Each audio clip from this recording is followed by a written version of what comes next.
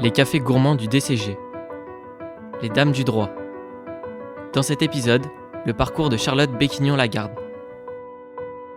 Aujourd'hui, plongeons dans l'histoire d'une femme d'exception, Charlotte Béquignon-Lagarde.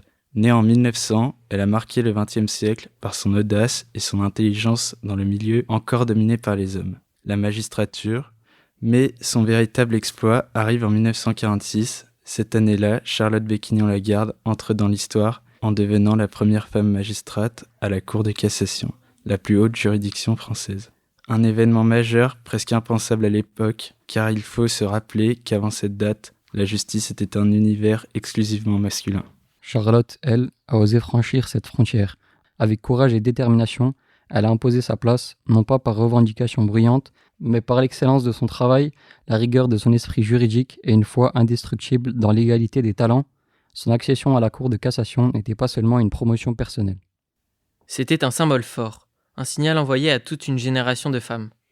En faisant ce premier pas, de nombreuses femmes par la suite ont su et ont pu faire leur place. Son parcours est marqué par de nombreuses distinctions, officier de l'instruction publique, commandeur de la Légion d'honneur et même un doctorat honoris causa, décerné par le Smith College aux États-Unis.